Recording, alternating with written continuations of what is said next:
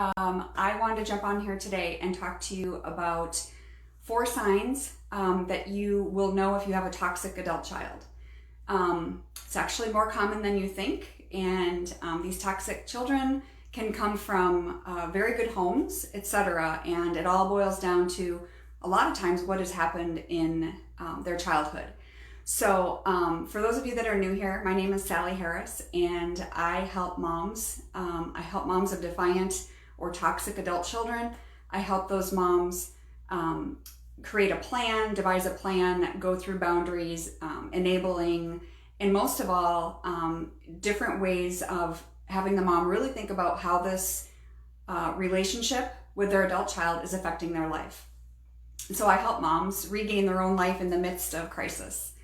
So if you're interested in having a chat about that, if you find yourself in that situation, I'll put a link below to a free discovery call, and I would be honored to talk with you.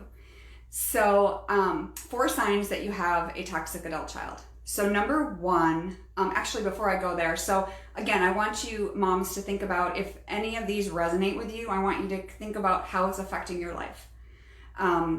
Because, experts say that if there's been some trauma in a child's life, usually emotionally they get stuck at that age. And so, and I know also if they're using drugs, that in itself can halt that emotional growth. So the dysfunction is very common. And many times emotionally they get stuck between ages of 5 and 7. But how do you recognize these signs? So number 1 is physical health issues. So if you have an adult child who is clearly just not taking care of themselves, they find it really hard to function as an adult, with regular adult responsibilities because they're reacting with childlike emotions. So the two do not jive, right? So if you notice that, and there's a lot of toxic stress, they're eating poorly, low activity, so they're not taking care of their health, physical health at all. And with that, I believe too, is emotional health, because I think that's just as important as our physical health. Number 2 is broken relationships. Typically, they can't make a relationship work. Your relationship with them is likely broken or, definitely stressed, right? Their relationship with a significant other, with a boyfriend or girlfriend, with friends, even just friendships, there's always conflict. So they're unable to have a relationship. They have tantrums, literally an adult throwing temper tantrums. They don't know how to communicate. So that's why these relationships fall apart, because there's no communication. It's just reaction, and it's reacting from a childlike emotion. And of course, definitely no apology. Very rare will they apologize because they don't think they've done anything wrong. Number 3 kind of goes back to what I mentioned, but substance abuse. So many of these kids have substance abuse. Majority of the time, I think I could safely say majority of the time, number 1, I think you and I both know that when people start drinking, or maybe they try drugs for the first time, none of them are thinking, oh, I want to be an addict. Coming from someone who could not handle alcohol, okay? When I first started drinking, I certainly didn't think that was going to happen, but it does. It sneaks up on you, and it's a slippery slope. And our kids, our adult children, are reliving their pain of trauma from whenever that happened. Trauma is a big word, right? And I think people think, oh, well, that's not happened to my child. Well, I hope not. But I also think that we've all gone through trauma. Trauma can be small things too. It doesn't have to be a major event, but doesn't take much to traumatize us and to have certain things affect us in ways that it sticks with us. So that is an issue for many of them. And number 4 is blaming. Of course, it's never their fault, right? Like I said earlier, they don't apologize. And that's hard on moms, because as moms, we're usually the one that is affected the most majority of the time, because we're mom and they take everything out on us. And I know what that feels like.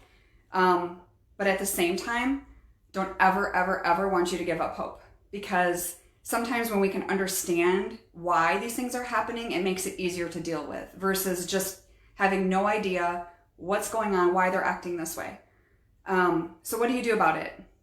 Well, a few things is stand firm. You have to stand firm, because if you're not taking care of yourself as a mom, your life is going to be destroyed. Okay. And then, as I've mentioned before, if you've watched any of my other videos, what happens so many times is this stress and this trauma, the mom becomes traumatized, literally, and she stops taking care of herself, starts drinking, overeating, fill in the blank, could be any or all of the above. And we all know that chronic disease does not happen overnight, happens over a long period of time, right? And I have seen it so many times where moms are not taking care of themselves and their child's off doing XYZ, not in their life. They're stressed out, right? The mom's stressed out because the kid's not in their life. But then the kid turns their life around and starts living life, maybe gets married, has a child. And where are you? Where's mom? You're sick. You've got a chronic disease by now because you did not stand firm. So you have to stay confident and you have to keep hope. Also, don't do it alone. I would be honored to talk with you. If not, see a therapist, see a counselor. I am not a certified counselor. I'm a mom who's been there for 10 years. And I know the road that you're walking on, and our walks don't have to be identical, but our mama's heart is the same. So you need to be kind but strong. You need to tell them that they're loved, but you don't have to put up with abuse. And I know a lot of moms who are putting up with abuse. And basically get educated, whether, whoever it is that you talk to.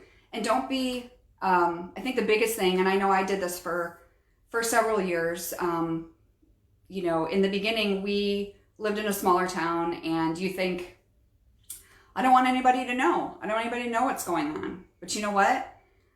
The minute I changed that and I started being vocal about what was going on in our life, God sends people to you. Like, people come into your life who are able to help you, right? You can help them, they help you. You're able to give to them and they reciprocate, and you're able to learn from each other, whether it's a small group or a support group or anything like that. So it's just really crucial to not go this alone. So if that resonates with any of you today, and I know there's a lot of moms out there that are dealing with this, so I would be honored to chat with you. But even if that's not something you want to do, I encourage you to talk to somebody, because you're not meant to do life alone. So I hope you guys have a good rest of the day. Thanks.